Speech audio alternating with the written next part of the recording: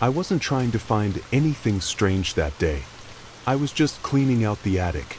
It was hot, dusty, full of old boxes we hadn't touched in years. I thought maybe I'd find some childhood toys, maybe old books or photo albums. I never expected to find a photo that made me question everything. It was inside a small wooden box. The lid was cracked and the lock had rusted away. Inside were a few faded photographs, all taken before I was born. One of them caught my eye. A family photo. My mom, my dad, my older sister, and two little boys.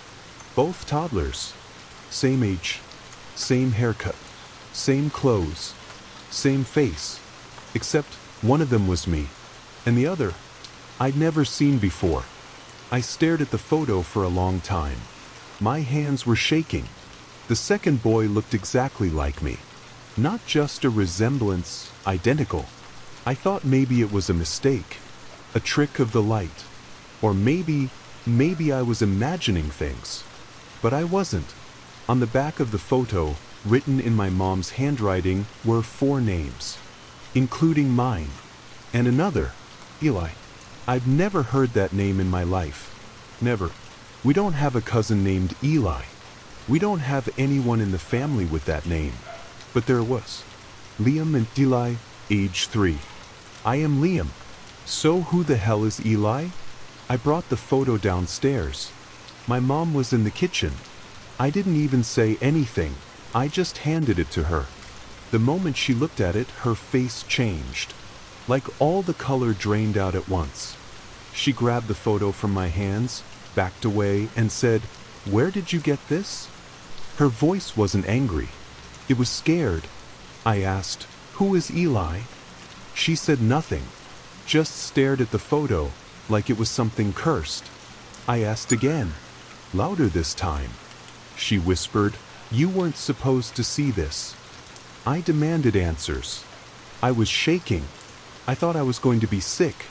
She told me I needed to forget what I saw, that it didn't matter anymore. But it does.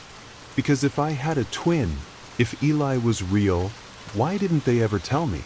Why was he erased? Why is there no trace of him in our house, in our family, in my entire life? That night, I went back to the attic. I couldn't sleep. I searched through every box. And I found something else. A tiny shoe. Just one. And inside it, tucked deep in the toe, was a note. Childlike handwriting. Almost like mine. Said, "I'm still here. Why did you forget me?" After I found the note in the shoe, I couldn't stop thinking about it. "I'm still here. Why did you forget me?" Those words kept repeating in my mind like a song stuck on loop. I didn't go to school the next day. I couldn't. Every time I looked in the mirror, I thought I was seeing 2 of me. One real. Forgotten. I spent most of the day in my room, staring at the photo, looking for answers, for clues, for anything that could tell me this was some kind of prank or mistake. But it wasn't. Later that afternoon, I went outside. The woods behind our house had always been quiet, familiar, but today, it felt wrong. I stepped out onto the porch and saw something strange. Footprints. In the dirt. Tiny ones. They looked like mine when I was a kid. Same size. Same pattern. But they led into the woods, not out. I followed them. I don't know why. I didn't even think. I just walked. The air felt cold, even though it was summer. The trees were still. Too still. Like the whole world was holding its breath. And then I saw him. Just for a second. Between 2 trees. A boy. Standing perfectly still. Wearing a white shirt and blue jeans. Exactly like I used to wear when I was small. He was looking right at me. His hair was messy. His skin pale. But his face. It was mine. I called out, "Hey!" He didn't move. Didn't blink. I stepped forward. He turned and ran. Silent. I chased after him. Branches scratched my arms. I almost tripped. I kept shouting, "Wait! Who are you?" But he didn't stop. He disappeared deeper into the trees. And then, nothing. He was gone. Like he never existed. Like the woods had swallowed him whole. I stood there, heart pounding. Then I heard it. A voice. From behind me. A whisper. It sounded like my own voice, but younger. You forgot me again. I spun around. No one was there. Just trees. Silence. And in the dirt at my feet, someone had written a single word with a stick. But I didn't go back inside right away. I just stood there in the woods, staring at that name written in the dirt. But it was real. He was real. And now I knew. I wasn't going crazy, but someone in my house had been lying to me. For years. I went back home, walked straight through the front door, and found my dad in the garage. He was fixing something on the workbench, but when he looked up and saw my face, he froze.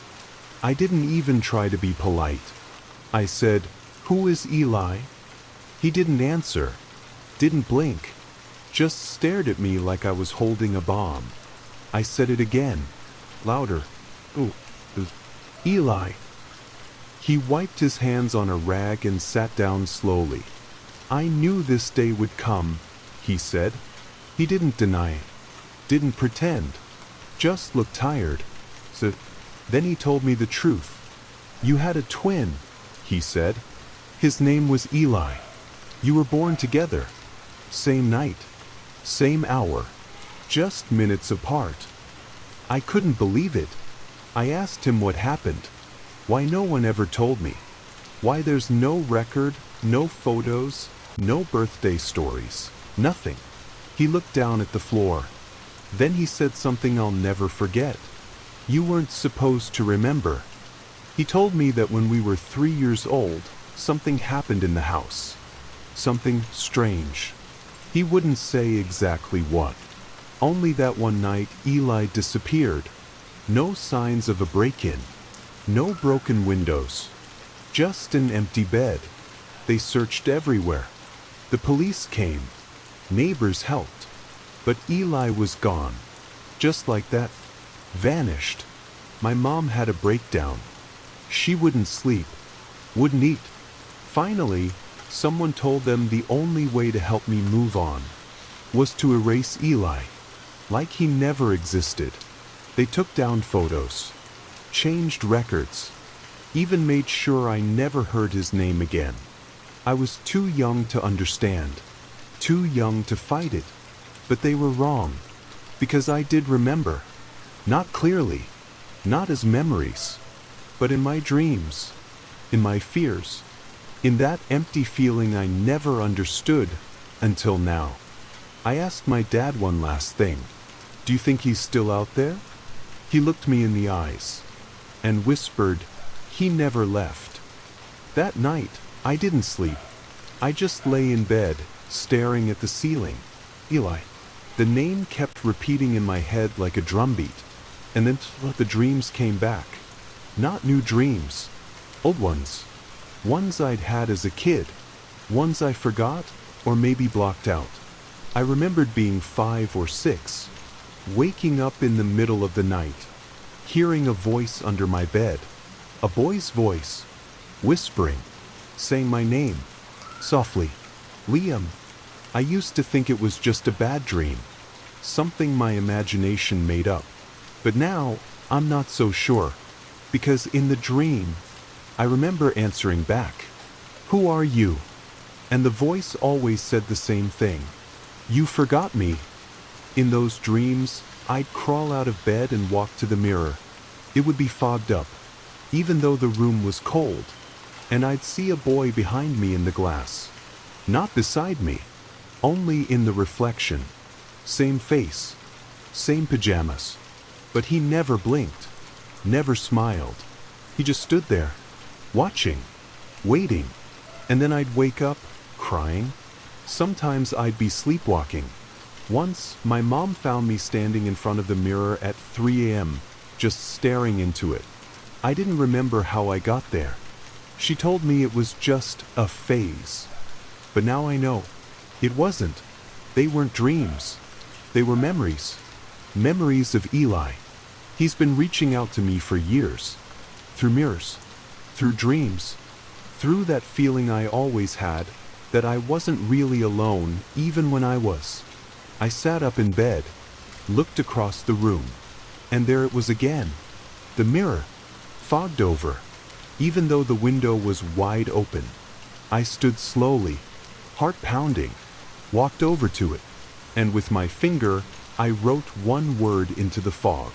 But I waited 5 seconds. Then I turned to go back to bed, but then I saw it. In the mirror, beneath my writing, new letters appeared. Not mine. Someone, something, on the other side was writing back. And the message was clear. I'm coming. After the mirror message, I couldn't move.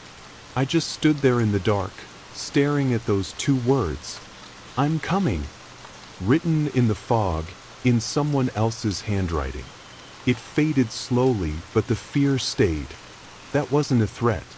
It felt more like a promise. I didn't tell my parents. They'd try to stop me. Or worse, they'd pretend it didn't happen. But I needed to know the truth. And Eli, he was trying to show me. So the next morning, I checked the attic again. The photo box was gone. So was the shoe. It was like someone didn't want me remembering. But I did. I remembered the woods behind our house, where I saw him before. I decided to go back, to see if he'd left anything else. The trees were quiet again. Still, too still, like they were holding their breath. I followed the same path. Each step felt heavier, deeper into the woods than I'd ever gone. That's when I saw it. A small clearing, and in the center, something strange. An old, rusted tricycle, just sitting there, alone, covered in dirt and leaves. I stepped closer, and that's when I saw the symbol, scratched into the side, carved into the metal with something sharp, and beneath it, my name. Side by side, like a mark, like a memory that never left. Suddenly, I heard something move behind me. A branch snapped. I turned fast. No one there, just trees. But something was watching me. I could feel it. I whispered, "Eli?" No answer.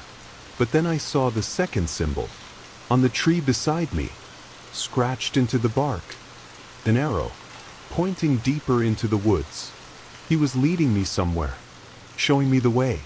So I followed, past fallen logs, past broken branches, until I reached a spot I'd never seen before. A small hill, overgrown with vines, but at the base, a wooden door, half buried in dirt and moss. I reached down. It groaned open, and cold air rushed out.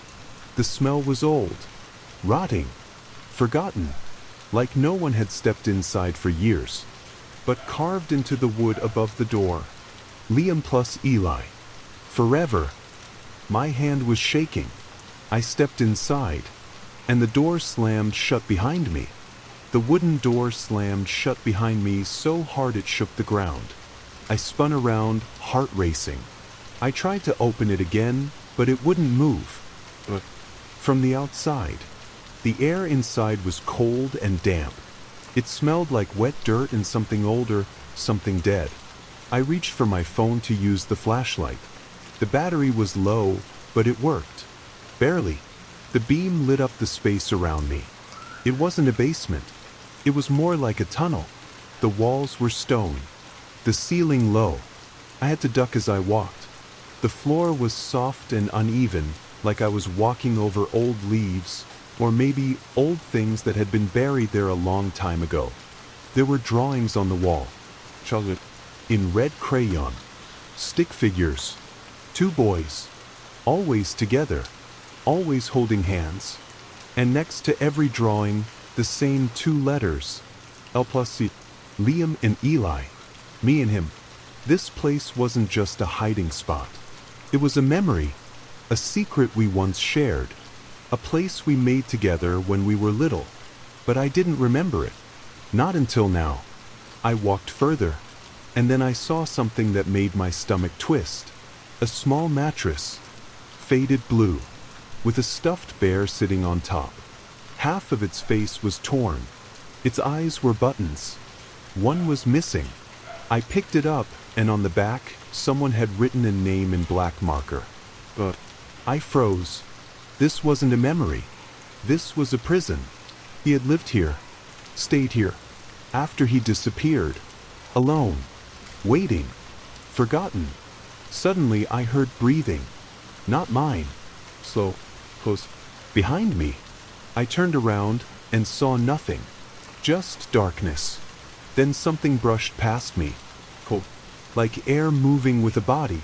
I whispered, Eli? Silence. Then footsteps. Running. Small, fast feet. Down the tunnel. I ran after them. The tunnel turned left, then right, twisting deeper underground. And then the footsteps stopped. Dead silence. I turned a corner and saw a wall. But not just any wall. It was covered in drawings. Dozens of them. All the same. 2 boys. One in color, one in black. And written over and over again in shaky, broken handwriting. One stayed, one forgot. One stayed, one forgot. One stayed, one forgot. I stood in front of the wall of drawings, my flashlight shaking in my hand. One stayed, one forgot. Those words were everywhere, written over and over like someone had nothing else to say or nothing else left.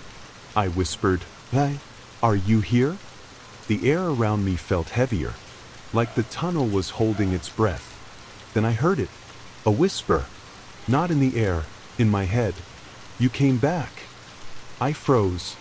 My heart pounded so loud I could barely hear anything else.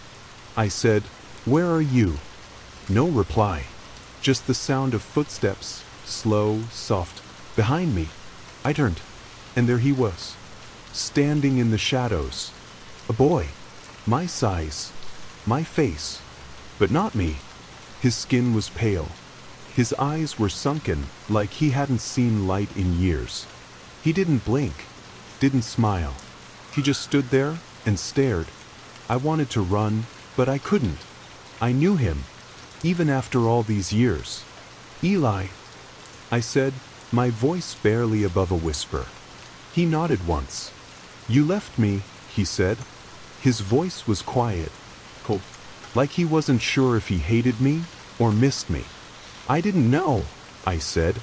They never told me. I didn't remember. He looked down. I remembered everything. I stepped closer. What happened to you? He looked at the wall of drawings. They said we couldn't both stay. I heard them arguing, crying. I thought I did something wrong. I shook my head. It wasn't your fault. I hid down here, he said. I waited. I thought someone would come, but no one did. Not for a long, long time. Tears filled my eyes. I'm here now, I said. He looked at me with something sharp in his eyes. You only came because I reminded you. I didn't answer, because he was right. He stepped closer. We were face to face now. Same eyes, same voice, same soul. But something about him was darker. Like the years underground had changed him, made him hollow. You forgot me, he whispered. Now it's your turn.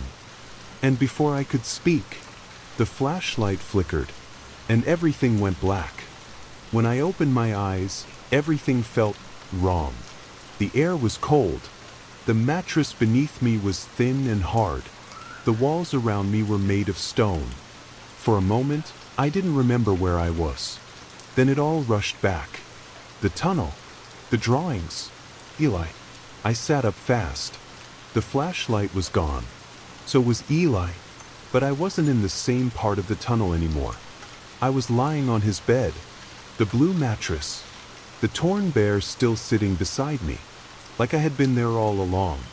My heart started racing. I stood up, calling his name. Eli.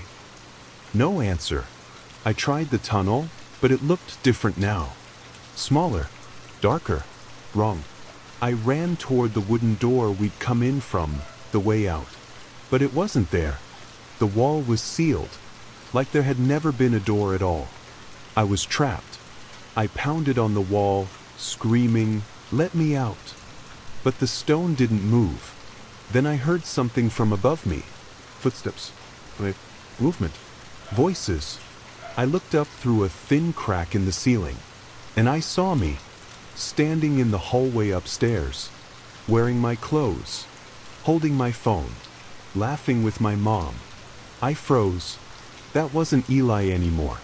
That was me, in my life, living it like he never left. And I was here, stuck, buried, forgotten. I shouted, "I'm down here." But no one heard me. They didn't even look. It was like I never existed. Then I saw it. The mirror in my room, the one on the wall across from my bed. He turned and looked into it. And for a second, he hesitated. He stared at his reflection. My reflection. Our reflection. And for just one moment, he frowned. Like something felt wrong. Like he knew he didn't belong. I whispered through the crack, "Remember me." His head tilted slightly. Then he blinked and walked away. Gone. And I was left alone in the dark. In Eli's bed. With no light. No voice. No name. Just one thought spinning in my head. Now I'm the forgotten twin. Days passed. Or maybe hours. Time didn't feel real down there. There was no sun. No clock. Just cold air, the smell of dirt, and silence that pressed on my ears like water. I was trapped in Eli's world now. In his hiding place. His prison. And now it was mine. But I wasn't giving up. Not yet. If Eli found a way to reach me, maybe I could do the same. I started leaving marks. Scratching my name into the stone with a broken nail. Liam. Over and over. Like he did. So whoever comes next will know I was here. I found old crayons, dried out but still working if I pressed hard. I drew us.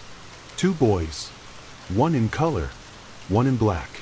And next to them I wrote, "One stayed, one was taken." It wasn't the same as forgetting, because I remembered, and I wanted to be found. I screamed sometimes, until my throat hurt. I pounded on the walls with my fists. Sometimes I thought I heard something. A voice. Footsteps above me. But no one came. Until one night, I saw it. A flicker. A shape in the mirror again. I don't know how it got there. There's no mirror down here, but it appeared like a shimmer in the air. A reflection of a bedroom. My bedroom. And him sitting on the bed. My bed. He was holding the same photo I found in the attic. Our photo. I saw his hand tremble. His eyes narrow. Like something inside him was waking up. And I knew it then. He was remembering. Something was breaking through. The cracks were forming. Just like they did for me. And I had to push harder. So I wrote one more message. This time, I used blood from my knuckles. It hurt. But I didn't stop. I wrote it on the stone, big and deep. I'm still here. The message I carved on the wall didn't disappear this time. I'm still here. It stayed bold and red like it had power now. And maybe it did, because something started changing. In the silence, I felt a shift, a coldness, but not from the air. From above. Like the person living my life was starting to fall apart. I saw flickers again. Reflections where there shouldn't be any. Quick flashes of my room, but with him in it. Walking in circles. Talking to himself. Staring at the walls. Like the pieces weren't fitting together anymore. Like he knew, deep down, he was a stranger in his own skin. And then something strange happened. I heard crying. Not far, right behind the wall. A boy's voice. Well, shaking. And I realized it was me. But younger. 6, maybe 7. Sobbing. saying, "I didn't mean to forget." The wall started cracking, little pieces of stone breaking away. The drawings on the wall shook. Dust fell from the ceiling. I stepped back. Something was happening. Something big. The mirror shimmered again, brighter this time. I saw him standing in front of it, holding the bear. The same bear from the tunnel. The one with one eye missing. And for the first time since he took my place. He looked scared. He stared at the bear. Then the mirror. Then his hands. And I saw it. His reflection wasn't matching his movements. It was me, moving differently, looking straight at him, our eyes locked through the glass. And I mouthed the words, "You don't belong there." He dropped the bear, stumbled back, shaking his head. Well, I waited. I waited so long. It's mine now. I slammed both fists against the wall. Dust exploded around me. The tunnel shook like something beneath us was waking up, like it knew we were close. And then I heard it, the elevator, from upstairs. The ding, the sound of doors opening. The same elevator my parents said hadn't worked in years. But it worked now. And I knew what it meant. The way out was open, but only for one of us. And time was running out. The sound of the elevator echoed down into the tunnel. It was real, not in my head. I could feel the vibration under my feet, like the house itself was calling to me, calling one of us back. But which one? I didn't wait. I ran. Through the tunnel, past the drawings, the bed, the broken toys. Everything Eli left behind. I didn't look back, because I knew he was coming too. Somewhere in the dark, his footsteps were behind mine. Faster now, angrier. I reached the place where the wall had cracked, where I'd carved, "I'm still here." It was open now, split wide, a gap big enough to squeeze through. I climbed, scraped my hands, cut my arm on the sharp stone, but I didn't stop. I pushed through, and then I was inside the house again. The hallway was empty, quiet, dust in the air like the house was holding its breath. And at the end of the hall, the elevator doors were open, light spilling out. Waiting. I ran. My legs shook. My chest burned. But I kept going. Behind me, a whisper. "Liam." I didn't turn around. I couldn't. I reached the elevator and stepped inside. The doors started to close. A hand. Well, his hand. Eli forced the doors back open. He stepped inside. Now it was both of us, face to face, breathing hard, same height, same eyes, same blood, but only one of us could leave. He looked at me, eyes wide with panic. "You don't belong up there," he said. "You forgot. You left me." "I didn't know," I whispered. "But I remembered. I came back. That's what matters." He stared, like he didn't know if he should cry or scream. "You got to live." I shook my head. "You're not alone anymore." The elevator shook. Lights flickered. Something was choosing. Maybe the house. Maybe the mirror. Maybe fate. Eli looked at his reflection in the elevator wall. Then at mine. And he saw it. He wasn't the real one anymore. Not because I was better, but because I chose to come back. To remember. To face him. He stepped back slowly. Out of the elevator. Tears in his eyes. And he said quietly, "Don't forget me again." The doors closed.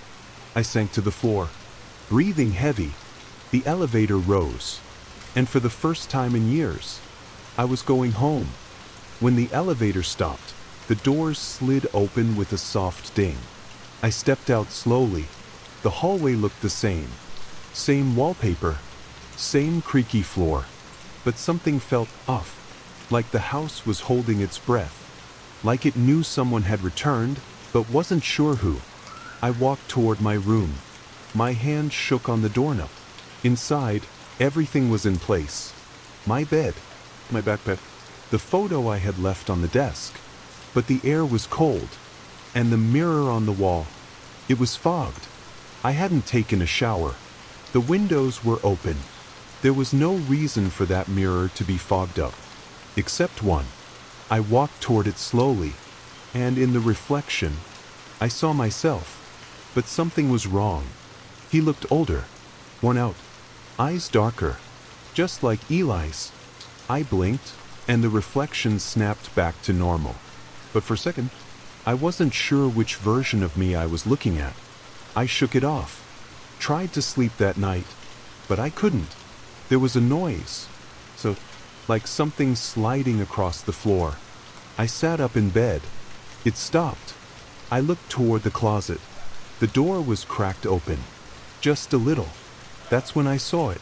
A single line of red crayon, drawn across the wall. It hadn't been there before. I got up, heart pounding, and stepped closer. Another line, and another. It was a drawing. Faint, like someone had done it quickly, or like it had been there for years and was now fading back in. Two boys, one in black, one in color, and next to it, the same old words. One stayed, one was taken. My chest felt tight. I turned around. The closet door creaked. I reached for the handle, swung it open. Nothing, just shoes. Darkness. But on the inside of the closet wall, scratched deep into the paint, I saw it. I let you leave. And underneath. But I never left you. I couldn't sleep after that. I just sat in bed, staring at the closet, at those words scratched into the wall. I let you leave. But I never left you. Kept thinking, what if we didn't switch back? What if this is his body now? What if I'm still trapped down there, dreaming this? The next morning felt strange. I walked downstairs. My mom was in the kitchen, smiling. "Sleep okay?" she asked. I nodded, but she stared at me for a second too long, like she saw something different. "Your eyes look darker," she said, almost joking. I laughed softly, tried to brush it off, but I felt it too, inside, like something heavy was pressing down on me. All day I felt it, like someone was watching me from inside my own skin. That night, I opened the old photo again. The one of us as babies, Liam and Eli. Two faces, two lives. But now, the faces were starting to look the same. I pulled out a mirror, held it next to the photo. The more I stared, the more I couldn't tell which one was me. I put the mirror down, turned to leave the room, and saw something that stopped me cold. The reflection stayed. In the mirror, staring at me, not copying my movements, not following, just watching. Same face, different eyes. Eyes full of anger, hurt, abandonment. I stepped closer. It didn't move. I whispered, "Eli?" The reflection finally spoke, but not with lips, with my voice. In my head, "You left me in the dark. I'll never go back." I blinked, and the mirror cracked. Not broken, just one sharp line running across my face, splitting it in two. I touched my skin, no cut, but the reflection stayed cracked, split between who I was and who I might be becoming. Something is happening to me. I'm starting to lose time. It started small. I'd blink, and suddenly I'd be in a different room. Or I'd look at the clock and realize an hour had passed, with no memory of what I did. Then came the drawings. The first one was on my nightstand. Two stick figures. One with a smile. One with hollow eyes. L+E. Drawn in red crayon. I don't own red crayon. Not anymore. I threw it away. Tried to forget. But the next morning, there was another. This time on the wall above my bed. Same drawing. Only now, the smiling one was crossed out. The one with hollow eyes had a crown. It was like someone, or something, was keeping score. I asked my parents if they noticed anything strange. They just looked confused. Said I'd been quiet lately. Distant. Then my mom said something that froze me. "You've been humming again." I asked, "What do you mean?" She smiled like it was sweet. "That little song you used to hum when you were 3. You and Eli both did it. It's strange, I haven't heard that in years." I hadn't been humming. Not that I remembered. But maybe he was. At night, I started recording myself. Left my phone on the desk.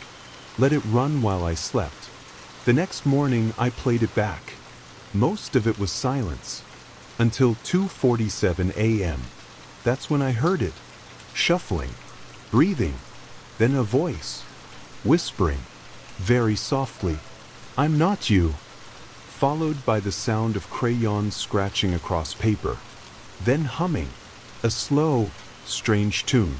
Like a lullaby from a place that forgot how to sleep. I stared at the screen. At the waveform. A proof. He's still here. Inside. Waiting. Watching. Maybe taking over. I didn't go to sleep the next night. I couldn't. I was afraid of what I'd wake up as. But eventually my eyes closed. Just for a second. And when I opened them, I wasn't in my bed anymore. I was standing. In front of the mirror. In the dark. My hands were covered in red crayon. The wall behind me was full of drawings. Hundreds. Thousands. All the same. 2 boys. One smiling. One watching. The watching one always had a crown now. Always. I stared into the mirror. My reflection blinked. A second too late. It wasn't me anymore. It was Eli. But smiling with my mouth. He stepped forward, still inside the glass, and whispered, "You had your life." He lifted his hand. Pressed it against the inside of the mirror. I didn't move. Couldn't. He said, "Now I get mine." The mirror cracked again. Then shattered. And I felt it. A cold pull. Like air being sucked out of the room. Like falling. But without moving. The lights flickered. Then everything went black. When I opened my eyes, I was back in bed. Morning sunlight was coming through the window. The mirror was gone. Completely gone. Not broken. Just missing. Like it was never there. I sat up. Checked my hands. No crayon. No cuts. Just silence. For a moment, I thought it was over. Until I looked at the photo on my desk. The old baby picture. 2 twins. But this time, only one of the boys had a name under him. Eli. Mine was gone. Scratched out. Like I never existed. Then I saw the note. Folded, small, sitting on my pillow. In my handwriting. But I didn't write it. It only had 4 words. He let me out. Thank you for following the forgotten twin to the end.